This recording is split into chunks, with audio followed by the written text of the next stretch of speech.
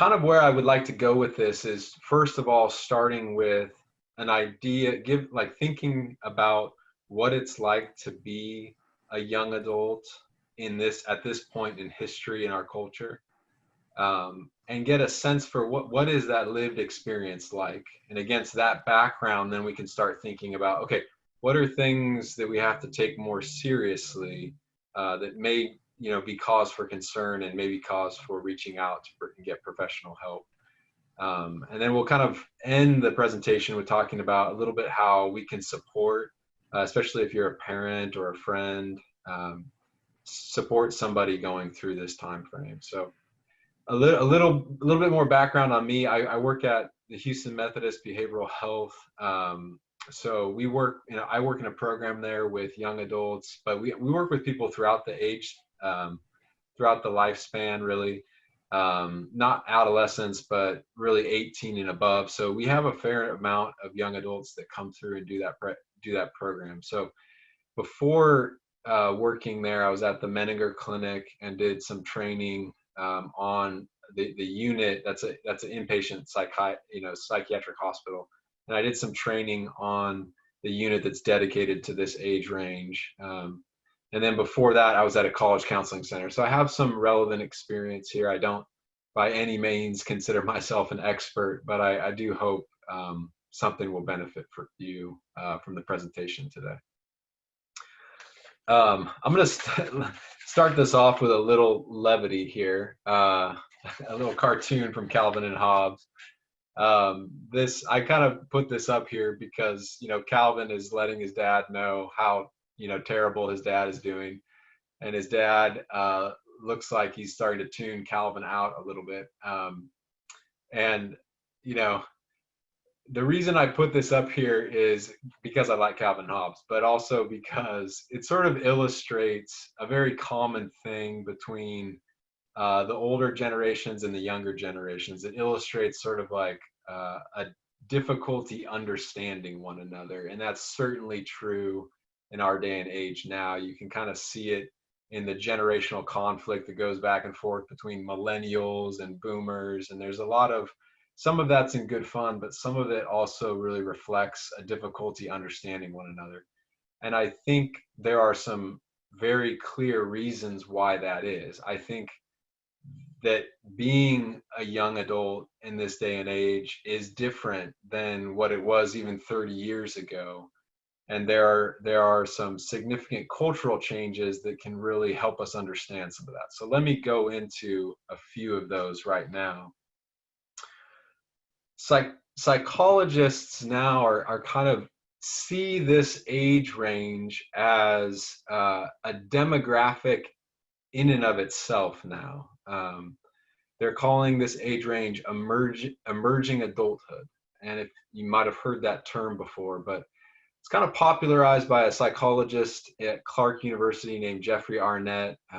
He had a seminal paper in the American Psychologist in the 90s about this, and it was kind of controversial at the time, but what you see on the screen there is a snapshot of an article in the Lancet, leading psychiatry journal in 2014 that kind of presents a consensus in the field that this is a demographic into itself because there are key developmental tasks that people in this age range are trying to negotiate, and that cultural changes have shifted these things from what they were 20 years ago, 30 years ago. And so I'm going to cover just a couple of points from this article. Number one is the matriculation to higher education. If we turn back the clock, in the 1940s, only about 14% of people were going on to get a college education. And so I think at the time when this paper was published, 2014, I think it was 70% are going on to get a college education. So that's a dramatic difference. So back in the 40s, you had the majority of people going and right out of high school starting a job, and some of them working that job the rest of their lives. So you have them taking on long-term commitments much earlier. So the other thing that Arnett talks about is, with more people going to college, especially more women going to college, now the other thing that has been pushed back is the average age of people getting married. So if you look at some of the statistics on this, in the 70s, for example, the average age for people to get married was 21 for women and 23 for men. 2019, I got this from the U.S. Census Bureau. It was the average age was 30 for men and 28 for women. So that's a dramatic difference. And with that comes the age of first childbirth gets pushed way back. So what you have is sort of a prolonged period of time from this 18 into the late 20s, where this group, this age range, doesn't really have major long-term commitments. They don't have to answer to a long-term job or necessarily a long-term romantic partner or to kids. So you have kind of what Arnett would call a time of being role-less. They don't have really much that is expected of them. And so the lived experience of that becomes much different than what it was, probably when a lot of the parents that are watching this were in that age range. So let's just think for a second about what that lived experience is like. Arnett talks about this age being an age of in between. And what he means by that is that this is an age when people are becoming more independent and they have a need to do so. They're pushing off from their developmental backgrounds and they're pushing off out into life. 70% are going off to college. There's kind of a colliding of various worldviews, various people groups, various backgrounds, and so they're pushing out into that, taking more responsibility, but yet they're still dependent. A lot of people in this age range are still depending on their families for support. So you have this in between where they're autonomous, but also still dependent. The other thing he talks about is it being an age of identity exploration. So again, when you have 70% of people going off and then going to college and being met with all sorts of different ideas about how to live life and how to view life, you have this prolonged time where people are exploring, what do I really believe? Who am I? What are my enduring personality traits?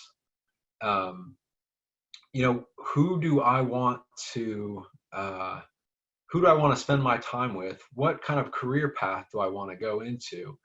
That period of exploration used to be much more compressed, but now with much more time afforded, there's much more time to explore that. So it's sort of a time when people are really questioning a lot and trying to develop ownership over how they really view things.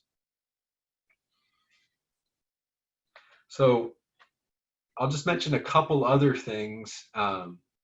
It's an age of instability, and this is really important to remember from a mental health standpoint.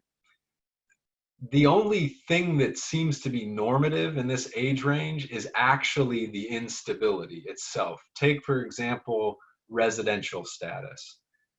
If you look at a pie chart about where people are living in this age range, there is nothing that's normative. Some people are at home, some people are at college, some people are living independently, some people are cohabitating. And then the interesting thing about it is that they change residences very frequently. So maybe one year they're cohabitating, another year they're back home, another year they're moving to a different city, now they're going to a different grad school, they're changing majors. The instability of the identity exploration is really the only thing that's actually normative. It's hard to find like this is what most people in this age are doing. Um, so that instability breeds a lot of uncertainty, and we'll kind of talk about how that relates from a mental health standpoint. Just a couple other things on that point. It's an age where people are more self-focused, right? Because they're trying to develop their sense of self before they have to sort of meet the demands of increased responsibilities that they will face in their 30s. You know, a time when a lot of people are settling into a more longer term career, a time when people are starting families, a time when people are settling down with a long-term partner. So they're trying to develop that sense of self before that they hit that milestone. And to do that, they kind of need some space to question things, to think about, okay, what kind of life do I want to live? It's an age also of optimism. So for some older adults, this might sound terrible. This all the instability and switching and but it's an age where a lot of people in this time feel a sense of optimism. They feel hope that they can find a meaningful career. They feel hope that they can find a meaningful, lasting relationship. And so while there is a lot of mental health struggles, and we'll talk about those, it's not all that. There is a lot of positive feelings. And then an age of risk taking, even neurologically, we know the brain is still maturing well into this age range. So part of this and part of this age range is seeking to have new experiences, to try things out. And so that's kind of a little bit about what it feels like to be in this age range at this time. And by the way, I do want to say a little bit, you know, when we were planning this presentation, this was before COVID-19. This was before the recent events related to the death of George Floyd. So I want to save a little bit of time at the end to talk about how that might relate to the mental health challenges that we're dealing with here. So I thought I would just mention this. We're talking about what I'm presenting right here is the general feel of this age range. Okay, we'll try and leave a little bit of time for kind of the current circumstances at the end. What is the marker that people in this age range have for when they actually feel like a full-fledged adult? What is the rite of passage, in other words? This was results from a poll at Clark University of emerging adults. And the interesting thing here is that, you know, Arnett makes the point that historically marriage has been the rite of passageway. That's borne out by research.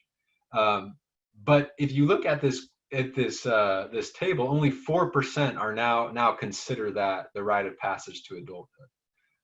This is really helpful graph helpful table because it gives us a sense for what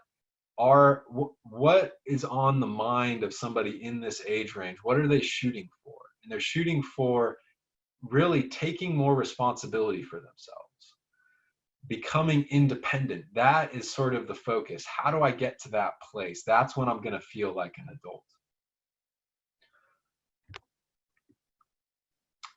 So let me just say a couple general things about, you know, how this stage relates to mental health. And I'm speaking about just mental health very broadly. We're going to speak a little bit more about the clinical conditions in a second. But more broadly, what would be a normal thing for somebody in this age range? Well, a normal thing would be kind of a search for identity, like we're saying.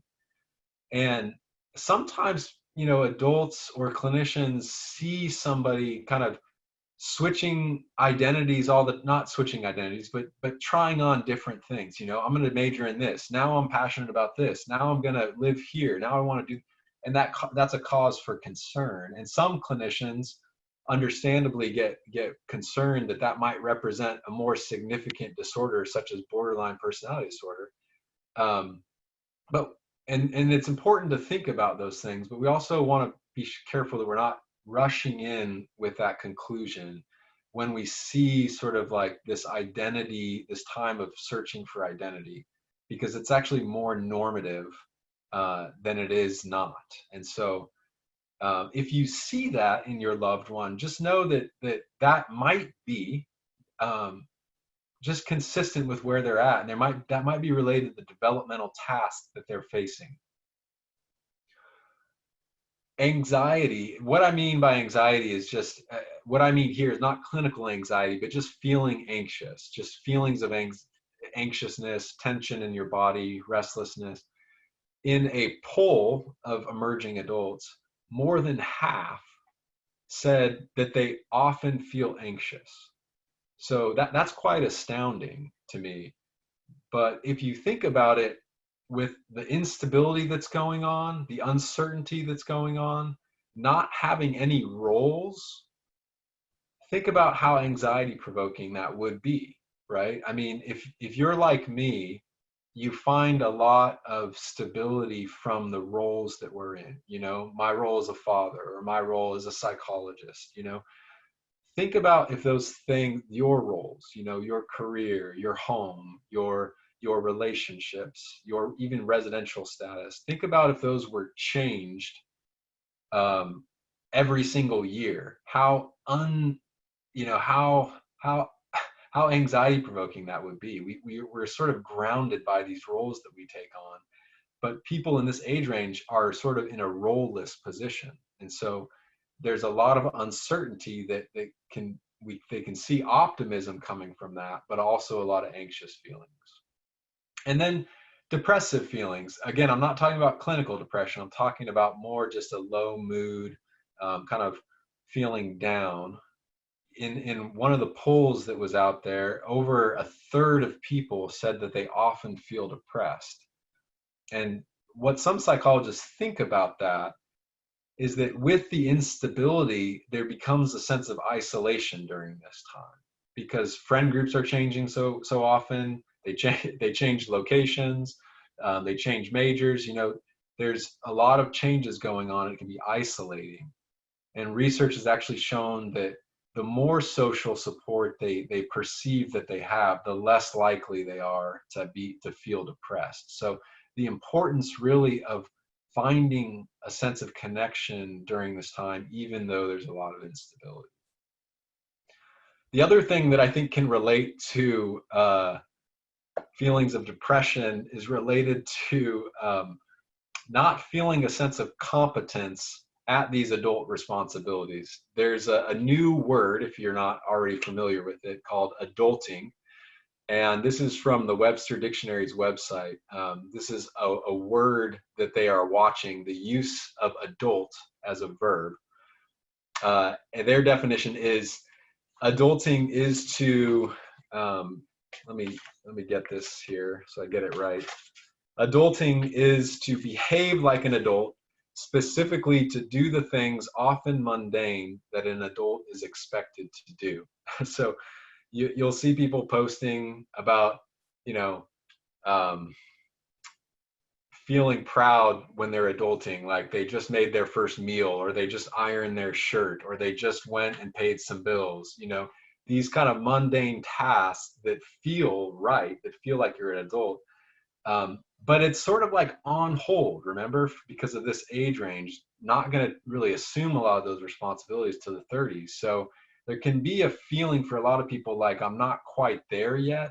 I lack that competency, and that can also contribute to some depressive feelings. So, like I said, I don't want to leave you with the sense that this is a really dark time for people. Really, there's actually a lot of optimism here. Like I'm saying, look at this table, you know, 83% say this is a fun and exciting time. 83% say it's full of changes. Overall, I'm satisfied with my life. 81% say that. So we have to remember that really it's a time with a lot of mixed emotions: optimism, hope, fun, excitement, but also anxiety, also some depressed feelings. So against that background, why don't we talk just a little bit about what clinical disorders can emerge here that would cause clinicians to have some concern, and maybe signs that you can look for. Again, my goal here isn't that you be able to diagnose like a clinician. It's more just to be familiar with some of the categories that clinicians have on their mind, and kind of know when, okay, this is more outside the norm than the typical anxious feelings that people experience during this age range. So a lot of clinicians will look at for something called an adjustment disorder. This is what a lot of college counseling centers deal with this. An adjustment disorder is when somebody is showing up with anxious or depressed feelings, but it's really in response to a concrete stressor. The idea is if you took away that stressor, they probably would not be depressed or anxious anymore. So it's more about adjusting to that rather than an underlying clinical condition like anxiety or depression. Anxiety disorders, there's a number of them. It can be sort of socially bound, it can be more generalized. Anxiety can take a lot of different forms for people. It can manifest more emotionally with feeling tense. It can manifest more cognitively with a lot of worries and ruminations. It can even manifest more physically. All emotions are really an embodied experience, but anxiety, can show up in our bodies with tense muscles, fatigue, even stomach aches, headaches sometimes. That's not to say that there's not an actual physical condition, but sometimes anxiety can worsen whatever physical condition is there. So clinicians are kind of on the lookout for those things. And again, a clinical anxiety disorder, it would have to be around for a long time. This isn't vacillations on a daily or even weekly basis. We're talking more about several weeks to months for this category. And then depression, we're talking about, again, not just the blues. We're talking about a constellation of symptoms that has to do with low mood, lack of interest in things, isolation, feeling worthless, sometimes suicidal thoughts, changes in appetite, changes in weight, fatigue, difficulty concentrating, those types of things. And I'll just mention, this is also an age range where clinicians start thinking about bipolar disorder. This typically emerges around these ages. And that's, again, when somebody has, for a period of time, a long period of time, at least a week or longer, of a really elevated mood, that's a real change from their baseline, to where they feel invincible, on top of the world. They might be taking a lot of risks, starting a lot of projects that they wouldn't otherwise do. Clinicians also look for symptoms of psychosis that could emerge during this age. And by psychosis, I mean a constellation of symptoms that relate to thought confusion, sometimes sometimes having bizarre experiences that other people don't have, like hearing things, hallucinations, seeing things that other people aren't seeing. This would be some of the ages that we would expect to start seeing these things really come to the front. And then substance use. This is an age where people are experimenting with a lot of things, and especially if they have some predisposing factors here, they can start leaning on substances to really start coping with other stressors, and then they can get themselves into a really stuck spot where they kind of depend on that. So these are just some of the things that a clinician is looking for. I think when we really boil it down, the thing to be thinking about if you have a loved one in this age range is really, do you see them struggling sort of with the basics, like getting enough sleep, getting enough, maintaining adequate nutrition, getting some exercise, maintaining engagement in their relationships, maintaining engagement in their, school or occupational pursuits. If they're really struggling with that, and it's an extended period of time, that's when we start thinking about, okay, something else might be going on here. And so it's that point where you might start thinking, would talking to somebody be helpful for my loved one?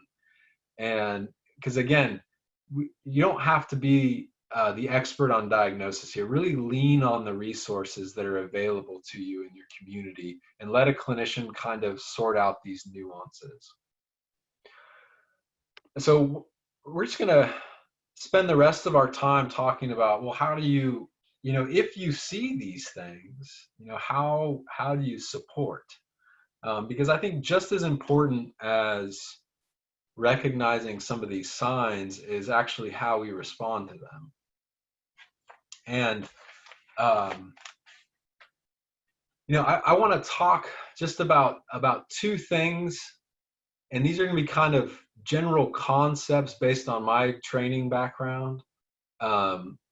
Every emerging adult is different. And so there's not really like we can't have something that will apply to everyone, but I want to say some guiding principles here that I think could be helpful based on what I've learned and based on my training background. So I'm going to talk about attachment and something we call mentalizing. And you might have heard those terms, I'm going to talk about what those concepts mean. And then we're going to talk about how they might apply to somebody in this age range. So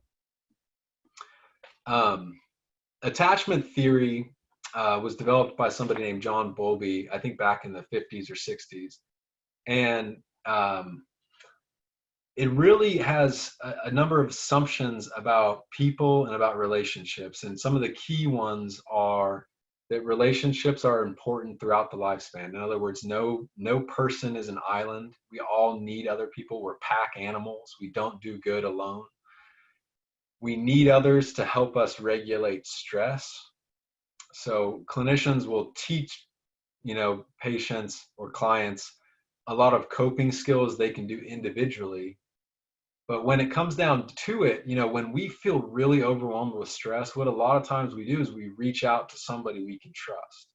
And sort of attachment theory says that's normal. That's normal. We all need that throughout our life. The idea is that healthy dependence is needed for mature independence. So without strong bonds, strong relationships where you feel safe, where you feel like people have your back, where people understand what's going on for you and don't judge that, if you don't have that, it's going to be hard to push off out into life and kind of pay attention to these developmental tasks that a lot of young adults are trying to attend to at this time.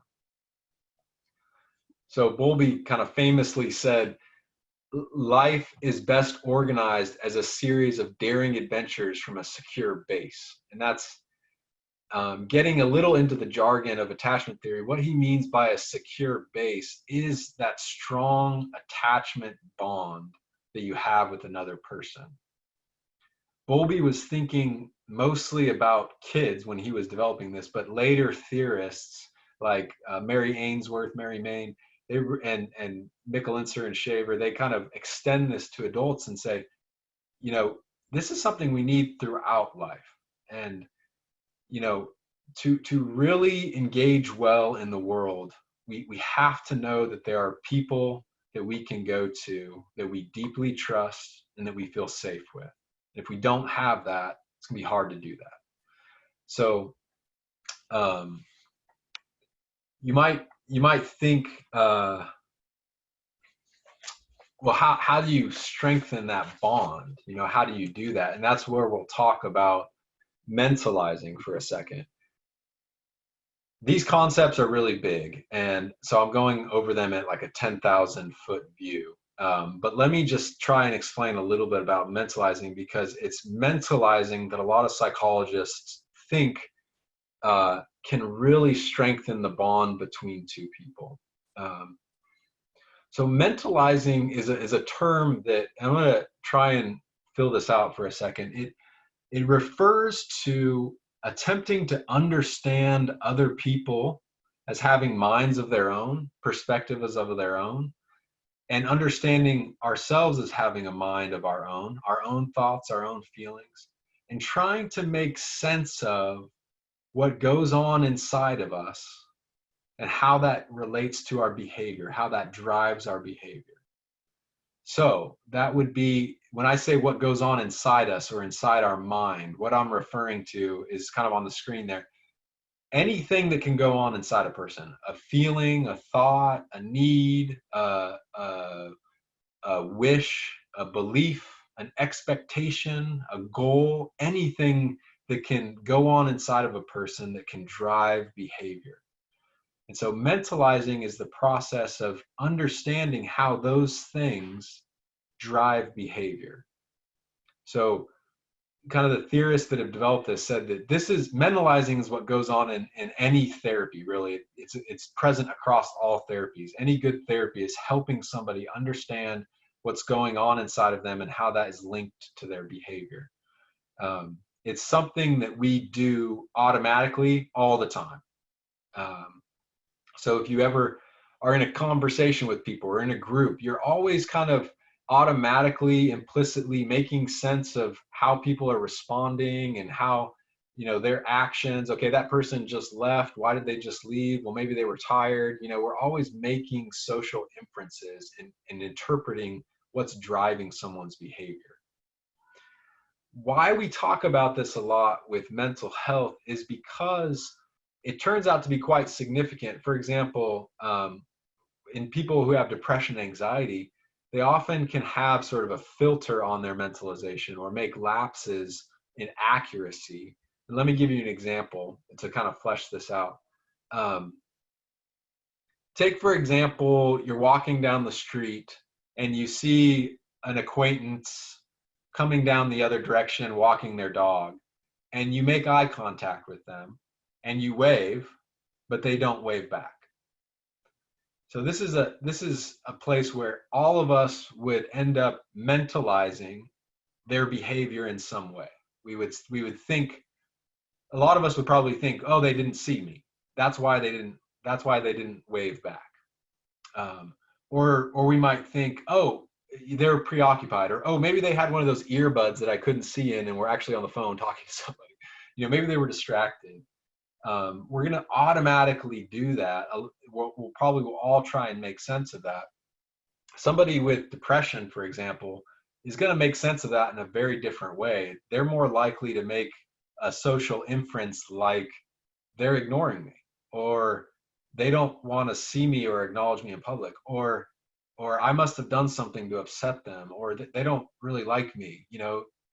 Somebody in a place of depression can really have difficulty with accurately understanding how people are relating to them. And that's not because they're crazy. It's just because when we're feeling a lot of emotion, a lot of times it's hard to mentalize accurately. And so how this sort of relates to what we're talking about today is mentalizing, the process of really understanding, for example, another person, seeing where they're coming from, seeing their perspective and how it relates to how they're acting, has a real chance to develop bonds. Because think about it, if you have ever been mentalized well, if you've ever been with somebody that gives you a sense that they get what's going on inside of you, that can be a really meaningful thing. That they get that they don't judge that they can hear what's going on for you and are still there with you. That can be very meaningful. So what we talk about a lot is not necessarily, the thing to really focus on to make this more simple is the posture that we bring to other people. And we try and think about bringing a mentalizing stance, which is curious, what is going on for that person, non-judgmental. We're not trying to assess them as if they're some object or we're trying to really understand them as a subject.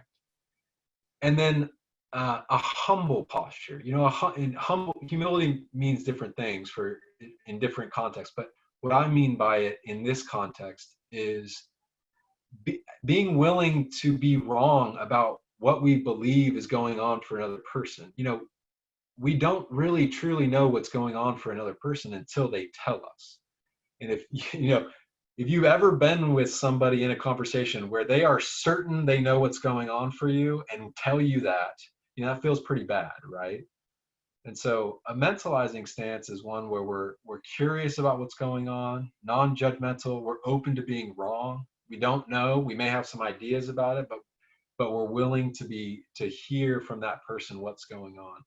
So if you have ever had somebody do this with you, you know how meaningful that is. Like, it feels like when people extend that to you, you can feel like a sense of trust being built because they get you and they're not going to condemn you for it.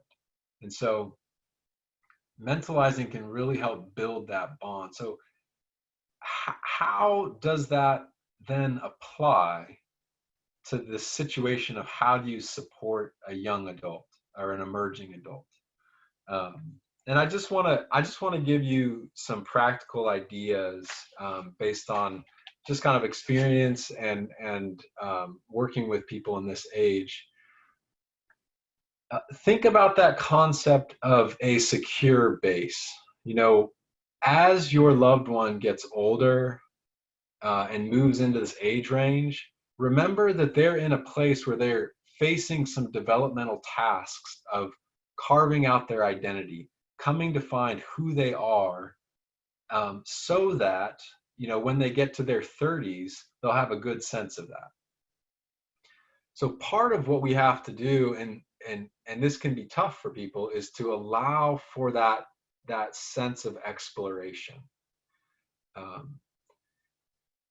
Sometimes the struggle, especially for parents, this is a really hard thing because sometimes, as a parent, you put a lot, you give a lot into your child's development, and you grow them up in a way of seeing the world. And there can be a lot of fear that when they go off and go out, leave the nest, so to speak, and they start exploring and trying on different things and looking at things from different angles, thinking about different ideas, there can be fear about, are they going to make good decisions? Are they going to choose a path in life that is healthy? You probably have ideas about what that is.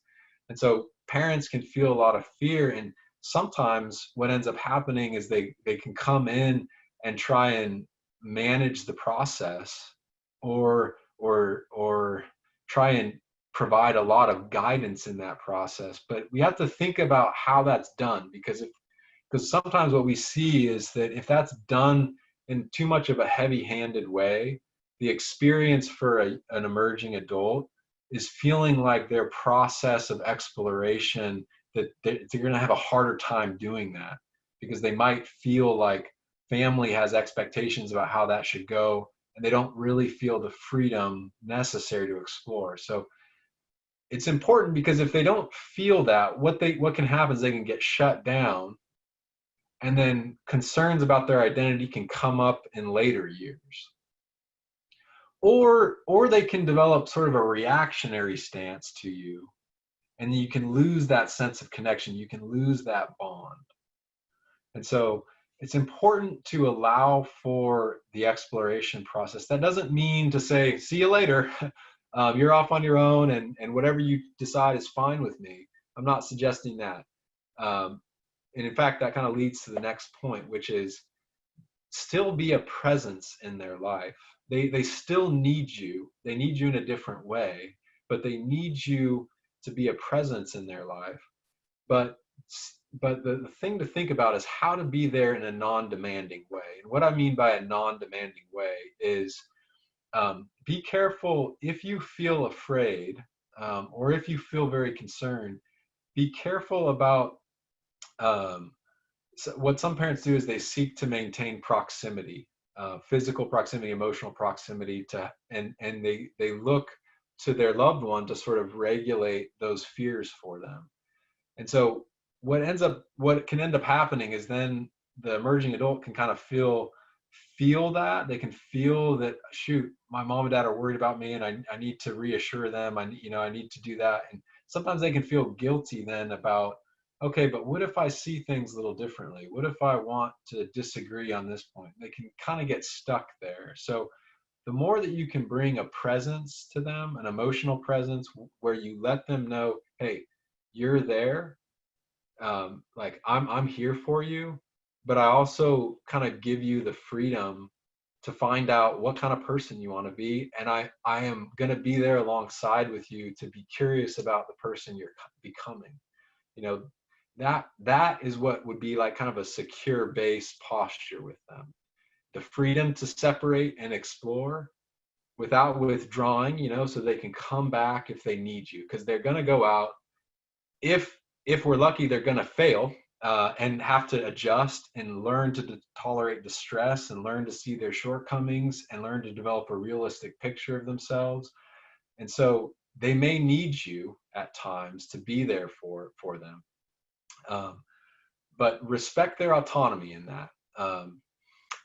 The other thing just to say is to support their adulting. So remember that what is on their mind right now is, how do I become self-sufficient? How do I take responsibility for myself? And so sometimes parents have a lot of wisdom, or loved ones have a lot of wisdom about what needs to happen in a particular situation, and it's very valuable. If we're not conscious though about the process that they're in, the process of taking ownership, of learning lessons for themselves, of falling and getting back up, we can kind of come in too quickly and give them solutions to their problems. We want to help them figure out how to find the solution themselves. That doesn't mean the wisdom you have is not applicable. It just means that we want to make sure that we don't usurp chances for them to develop that sense of confidence and competency to adult. So if they run it, if they come back and they fail a test, for example, you know it'd be easy for a parent, that cares a lot, to come in with ideas about how to solve that. And I'm not saying don't ever offer advice or solutions, but first think about mentalizing. What was that like for you to fail that test? What do you think went wrong there? Do you have any ideas about what you want to do differently? Be a presence for them that supports their finding solutions. The more they find those for themselves, the stronger and more competent they feel. And that's going to allow them to kind of move more easily into the next phase of life. So I'm still kind of talking in generalities, but let me give you some practical ideas here. And then we'll talk a little bit about current events, and then we'll kind of finish after that. But just practically, again, that mentalizing posture is a posture where you're curious in them. So ask them questions about what's on their mind, but also be conscious that they're in a place of wanting autonomy right now. So they may not want to share. And so that non-demanding presence is, hey, I'm curious about, what's going on for you. How are you adjusting to the COVID-19 stay at home? Do you want to talk about it, or would you rather not? I'm okay either way. I care about you, but you don't have to talk to me if you don't want to. A lot of young adults in this age want to have more of that autonomy. So it means the relationship is going to shift a little. I think one of the hardest things is when you actually see them struggling with mental health issues, and it's like, man, how do I help them? And that's again where, if you have concerns, feel free to share. Like, hey, I see you're isolating. I see you're not really hanging out with your friends, and you're not really doing any schoolwork. I'm kind of concerned about you. Would you be open to talking about it? And sort of be curious again about how they understand it. And this kind of leads into our next point. See if you can collaborate with them. Sometimes what I see happening is well-intentioned, well-meaning parents will say, okay, well, here's what we're going to do. I'm going to solve it, like I've been saying. But if their heart is not into the decisions they're making, it's not going to be nearly as helpful. The best of all situations is if, because they're independent but still dependent, you can treat them like an adult and collaborate with them on something that works for the both of you. This gets to be the hardest, I think, when parents see their loved one struggling, and maybe their son or daughter or friend, maybe they're not doing anything about it. They're not taking care of themselves. And so parents are put in a hard position where they have to figure out, okay, how long do I let this go on? How much support do I give them in the meantime? Sometimes parents just say, I'll just keep supporting them and have a hands-off approach. But the risk there is that they don't end up feeling supported. Another response is to come in really heavy-handed and say, okay, X, Y, here's what we're going to do, my way or the highway. You have to go to therapy and you have to do it now. And then they'll go to therapy, but therapy doesn't go well. It doesn't go well because it feels like they're doing it for someone else. And so that's not always true. Clinicians can work with that, but the best of all situations in my mind is when you can get that collaborative stance with them, where you allow them to come up with an idea. Okay, what do you want to do to address this? Maybe they come up with an idea. You know what? I'm really going to put my mind to it. I'm going to go out and I'm going to hang out with my friends that I've been avoiding. And maybe they can do that. Maybe they start to feel better. Or maybe they don't. And then but that's okay, because what's important is that the dialogue continue. What's important is that you're there as that presence to help them process what's going on in their mind so that they can make decisions about how to respond. And so maybe hanging out with friends doesn't work. Okay, what do you want to try next? What is that? And if that doesn't mean you don't bring your ideas into it, you can bring those in, but be mindful about balancing those with understanding what their ideas are.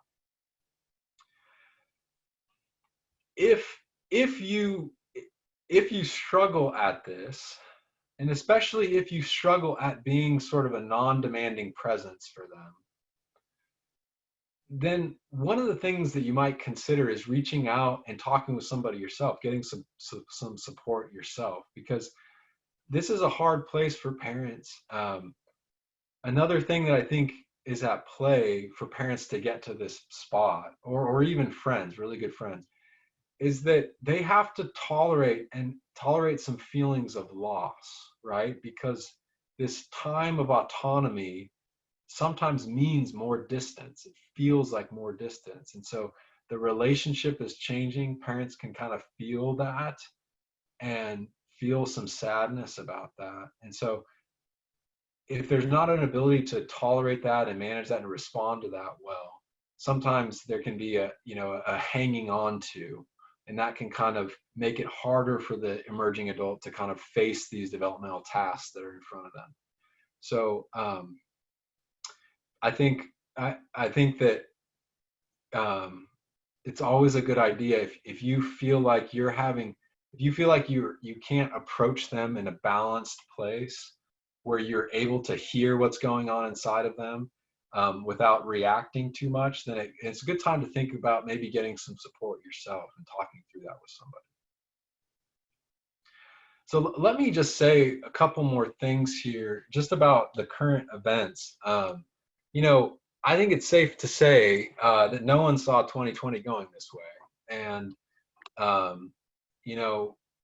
a lot of emerging adults, they had ideas about what their life would look like, going off to college, maybe starting their first job, maybe making some gainful employment. And now, for example, the COVID-19 stay-at-home order has really shut that down. And so there can be a real sense of isolation that sets in. And there can be a sense of disappointment, discouragement. I never saw, I didn't want to be at home with my parents. I thought I would be out there, like doing the independent thing. That's where I'm supposed to be at. And so a healthy dose of patience and understanding is important here. What I would say also, the recent circumstances, the racial injustice, the death of George Floyd, the social response to that, this is bringing up a lot of feelings for people. Anger at the sense of injustice. There's there's fear, there's uncertainty about the future, there is helplessness. How do we respond to this? Confusion. There's a lot of different, and in families, I think there's different ideas or different reactions to this. And so, from a mental health standpoint, remember that at this age range, emerging adults, the sense of isolation is kind of a key, uh, has a key relationship with that, with the depressive feelings. And so, again, how do we stay connected even when the stress and all the upheave and all the feelings about what's going on are present? And so, um, I think this is the time when our ability to mentalize and understand the person in our life is really pushed, is really challenged. And so again, it's important here for you to get support you need, because the best of all situations is if you can still engage in a dialogue with them about, hey, how are you feeling about this? What was that like for you to see that video? What are you hearing from your friends? How is this settling down, inside of you? How are you making sense of that? And to be able to be surprised about what they say, and to be able to see, to be able to allow them to maybe have a different perspective, and hey, even in that place of humility, maybe even learn from their perspective. And so, um, um, I just want to underscore that as much as we can, stay in dialogue, and do that in a meaningful way where we're seeking to understand. That can really have a positive effect on how people, on the level of stress and isolation that they could be feeling right now. So um, I don't, I don't want to leave you on a gloomy note. We'll kind of finish up with this slide. Um, but if we think about parents and their relationship, a lot of parents struggle with seeing their child grow up. I mean, they love their son or daughter. They want to see them succeed. They've sacrificed so much, and there can be grief in the, what I've heard it described as a progressive goodbye. But remember that with the progressive goodbye, there's a progressive hello. There's a progressive getting to know them and the person they're becoming.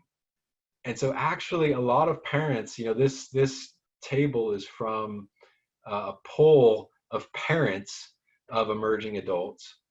And a lot of parents say that they actually have a lot of positive shifts in their relationships with their kids at this time. So 86% say we have more adult conversations. We actually enjoy our time together more. 78% say that. We're becoming more like friends. Very common for parents to say that, because in a way that's what's happening. They're becoming adults. They're becoming more of a peer. And so the relationship is really shifting. And so try to remember some of the things that we've talked about here, and especially that mentalizing stance, the curiosity, the non-judgment, and the humility to be wrong, to be willing to learn from them and the things that they're learning from their perspective.